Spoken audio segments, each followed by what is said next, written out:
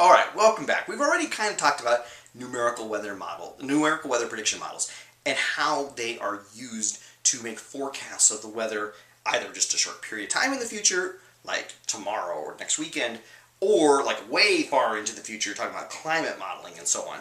But regardless of what kind of model that we're talking about and how you're applying it in your job or whatever, an important challenge that every kind of model has to deal with is about subgrid scale processes.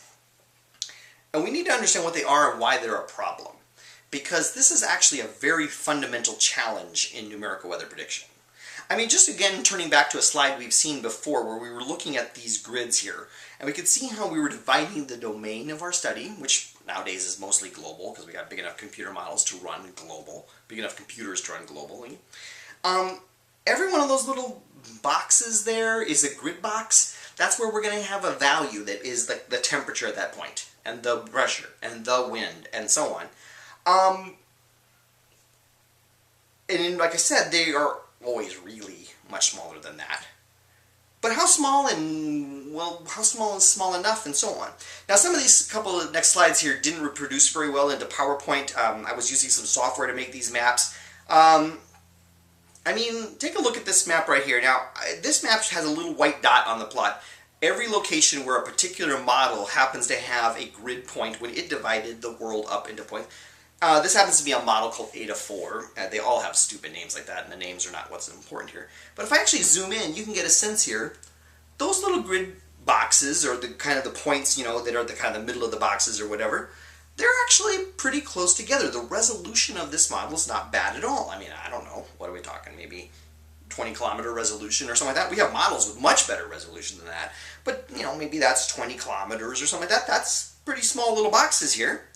Now, generally speaking, when the little boxes are so close to, so small, and the model has such a good resolution, we often will make it a regional model, where we are actually only forecasting, say, over North America or something like that, rather than globally. You can understand that it would be a vastly more computer time and vastly more storage if we were going to run such a high resolution model for the whole world, right? I mean, there would just be that many times more math behind it.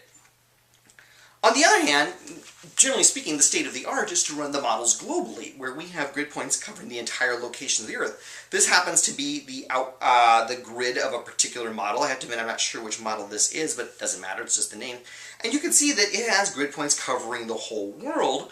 The whole world has been divided up into little boxes, but if you actually take a look, like zoom in over just the United States, and actually it's not a very good slide, so let me even zoom in closer with the magnifying glass tool here. Well, heck, those grid points are a little far apart. I mean, I don't know, what is the resolution of this model here? Maybe a couple hundred kilometers? I don't know, I think this one is actually 250 kilometers, but I'd have to check. Wow, that model doesn't have all that great of resolution. It has a very large domain, it covers the whole world, but it does have a much lower resolution, much worse resolution. But in some ways, that's kind of arbitrary. I mean, in general, models with higher resolution do better, and models with lower resolution do worse, but run faster. You get the forecast faster, but it doesn't really matter, because no matter how good or how poor the resolution of your model is going to be, we have a problem. We're going to be representing that finite volume of air, whether it's merely 20 kilometers across, or whether it's a horrifying 250 kilometers across. We're representing that finite volume of air with a single temperature, a single pressure, a single value for the winds, a single humidity, a single cloud cover, etc. There's just a value for the temperature in there, and then we're going to figure out how the temperature changed based on the first law of thermodynamics, and how the winds will change based on Newton's law, and so on. But inside of that box, all kinds of things are going on. No matter whether the box is 20 kilometers across or 250 kilometers across, stuff happens inside the box too. Stuff that is not going to be able to be mathematically represented by one temperature, and one value for the winds, and one value for the cloud cover, and so on. The right word for those things that are happening inside of a box, and your model can't really compute, are called subgrid scale processes, or subgrid processes, to use the terminology in your book. And you have to have a plan for them, because they matter. They matter a lot. For example, okay, here I'm trying to be a little artsy-fartsy, and I've got a kind of a view from a perspective here of Nebraska, and I've got a box. Let's say that's one of my grid boxes in the model. And I have inside of that box a single value of temperature and wind and vertical motion and all that good stuff. Well, let me show you an example of how that can go horribly wrong. So here I just made a stack of those boxes, okay? Just like this would be a column in my model. I have, you know, at that location I've divided the vertical column up into, in this case, 5. In the real world, there's typically on the order of about 100 levels in the model. I only have 5 here, but you get the idea. Well, stuff is happening in those boxes here. For example, in every one of those boxes, there's turbulence. And the turbulence is resulting in rising and sinking motion, you know, whether those are plumes of warm air rising and cooler air sinking, whether that's mechanically produced turbulence due to wind shear, there's rising and sinking motion inside the box, which I illustrated there with some big long arrows that go up and down. There's definitely rising and sinking motion going on in that box. The problem is it probably adds up to 0. There's probably about the same amount of rising motion in the form of warm plumes as cold air sinking from above, taking its place. Excuse me. At probably any one of those boxes, the total amount of vertical motion is 0. Or if you have wind shear producing rolling motions and mechanical turbulence, there's probably just as much sinking on the leading edge of each of those rolls as there is rising motion on the backside. It all adds up to 0. Okay, so what are you planning on doing? Are you planning on telling the model that the vertical motion in each of those 5 boxes there is 0? There is 0 vertical motion in this box because it added up to 0. There are places with rising motion, there's places with sinking motion. It added up to 0. Well, the problem is that's not right. Because while it's tempting for you to tell the model, like as part of the assimilation process, that there's no vertical motion going on in each of those boxes, and you only get one number to describe the amount of vertical motion going on in that box, the plan would be, I'm going to tell the model there's 0 vertical motion, but that's not really the effect. All of that rising and sinking motion that's actually going on subgrid scales, rising and sinking plumes of air in those boxes on scales smaller than the box itself, that's called convection. All that rising and sinking motion going on small scales. And it's doing something. Even though the total amount of vertical motion in each of those boxes is 0, the rising and sinking motion inside the box does stuff. For example, let's just say there was a profile of moisture inside of that box, where like it was more moist, indicated by like what I have there as being more blue at the bottom, and it's more dry up higher. Okay?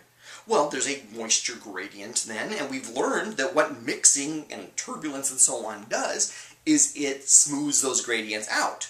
So in the real world, all of that rising and sinking motion, all that convection that's happening on these subgrid scales is actually working to even out the amount of moisture. In the real world, after that convection happens for a while, we're going to have a profile that looks more like the one I have labeled there after, where I just sort of made the whole thing kind of an average amount of moisture. I just picked a color off of that color scheme right there and made it like, you know, the whole thing is now about the same moisture because of all that rising and sinking motion that caused all that mixing. That's a real thing. The model really needs to know that moisture got moved upward by that rising and sinking motion and that convection and so on. We have done something to the moisture gradient. So even though the vertical motions in each of those boxes added up to 0, they have the net impact of moving moisture down from where it was really moist down near the surface upward in the atmosphere. The model needs to know that. So the model has this idea there's no vertical motion because that's what I told it. It added up to 0 over my box, but things going on inside the box caused a problem. Well, I mean, in the real world, they transported moisture from down near the bottom where it was moist up higher in the atmosphere. We're going to need some way to tell the model that. I mean, the model couldn't possibly have known that. The model thought the vertical motion was 0. So the moist air near the bottom should stay at the bottom. The dry air near the top should stay near the top. But in practice, convection on subgrid scales mixed that moisture upward. What we're going to need to know then is to have some kind of estimate as to how much convection is going on. So that we can at least tell the model, look, there's stuff going on you don't know about. here's its impact. And that process, that estimate, in this case the estimate of how much convection is going on, has a name. It's called a parameterization. Parameterization is an important vocabulary word. It is, let's see, I think I actually have a definition here. A parameterization is actually a little model itself. It's actually, though, a very simple model usually. It's a simple mathematical model, like an equation, that comes up with an estimate of something the numerical weather prediction model itself can't do. In the case of what we're looking at right now, the numerical weather prediction model can't make moist air near the surface get up higher and dry air up near the top come down, because it was told there's no vertical motion. Well, it's more accurate to say that it was told that the vertical motion added up to 0. But a parameterization can be used that says, look, I'm going to make a computation of how much convection is happening, and I'm just going to give that to the model here. It's an estimate of something that is happening on scales smaller than what the resolution of the model, of the numerical weather prediction model itself. So, like in this case, a convective parameterization is going to try to come up with an estimate as to how much vertical mixing is going on. It'll just be an equation, but it'll be a little equation that the model has to use to say, I don't know, I have no way of knowing how much rising and sinking motion is. Give me an estimate of it. And, well, what is that estimate probably based on? It's probably a fairly simple thing based on things, in this case for convection, like it's probably based on things like static stability or how much heating of the surface there is by the sun to produce the rising and sinking motions in the atmosphere. It's probably stuff like that.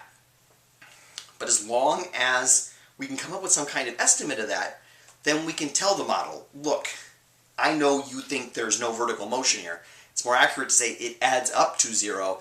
The effect of these sub-grid scale plumes of rising and sinking motion is to have this much mixing. Move the water or vapor in the atmosphere around accordingly. That's how we use a parameterization in the model, to tell us something about what's going on at scales smaller than what the model can see. Let me give you another example of a kind of problem that would need to be solved using some kind of parameterization, and that's going to be about albedo.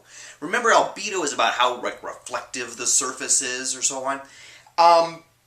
That's going to relate to how much heating is happening at the surface, and if we just use something as simple as like a Google Maps satellite image of Nebraska, you can see that there is a range of colors or reflectivities or albedos across Nebraska, ranging from quite dark surfaces in eastern Nebraska, where there's a lot of corn and trees and so on, to quite light surfaces with a higher albedo in western Nebraska, where it's much drier.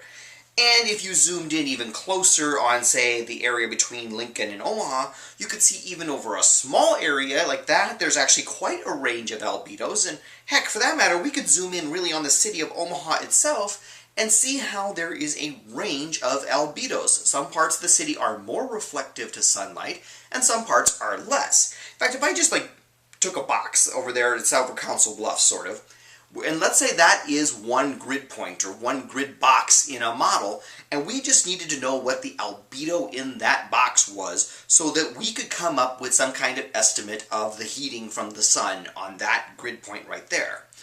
And it's not exactly how it works, but let's just say there was a term in the equation about that heating that had a 1 minus the albedo, we're using alpha here as a symbol for albedo, 1 minus alpha squared, the quantity squared, was our term. So that was somehow or other, that's a term that appears in some radiation calculations and so on. Well, there's obviously a range of albedos in that box. It's darker on the eastern side. It's clear the surfaces are clearly lighter on the western side. In fact, let's even make the process more general than that. Let's say that inside of that box, the northeast half of the box has an albedo of 0, and let's just say the southwest half of the box has an albedo of 1.